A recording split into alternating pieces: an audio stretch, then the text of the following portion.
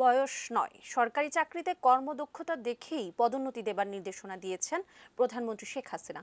সকালে জনপ্রশাসন মন্ত্রণালয়ে অফিস করতে গিয়ে তিনি আরও বলেছেন, প্রশাসনের কোনো পর্যায়েই দুর্নীতি সহ্য করা হবে না।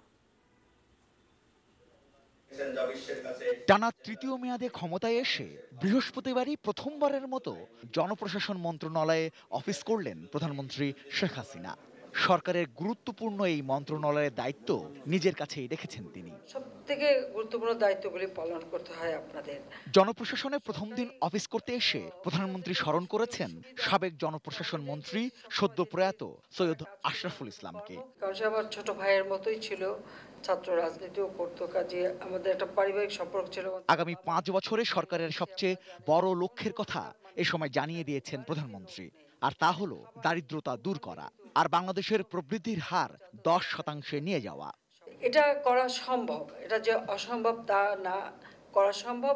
আর আমাদের যে পরিকল্পনাগুলি সেগুলি আমরা সবসময় নিয়েছি যে আমরা যেন দেশের মানুষের চাহিদাটা কি সেটা মাথায় নিয়ে ঠিক সাধারণ মানুষের কাছে অর্থনীতির সুফলটা পৌঁছে দেওয়া। শেখ হাসিনা বলেছেন, এই মেয়াদে তার প্রথম কঠোর পদক্ষেপই হবে দুর্নীতির বিরুদ্ধে, আর এক্ষেত্রে সরকারের অবস্থান থাকবে জিরো টলারেন্সে।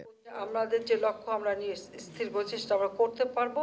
তার জন্য দরকার সুশাসন, তার জন্য দরকার দুর্নীতিমুক্ত প্রশাসন গড়ে তোলা।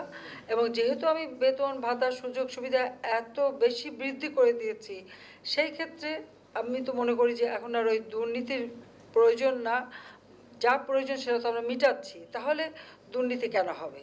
কাজে এখানে মানুষের মন মানসিকতাটা পরিবর্তন করতে হবে এবং সুনির্দিষ্ট একটা নির্দেশনা আপনাদের যেতে হবে একেবারে তৃণমূল পর্যায় পর্যন্ত, যে কেউ যদি এই ধরনের দুর্নীতিগ্রস্ত হয় সঙ্গে সঙ্গে তার প্রতি যথাযথ ব্যবস্থা নিতে হবে। এখন থেকে প্রশাসনে কিভাবে পদোন্নতি দেয়া হবে তারও দিক নির্দেশনায় সময় দিয়েছেন প্রধানমন্ত্রী। প্রমোশন থেকে শুরু করে সর্বক্ষেত্রে শুধুমাত্র জ্যেষ্ঠতার ভিত্তিতে না, কর্মদক্ষতাটাকে এখানে প্রাধান্য দিতে হবে।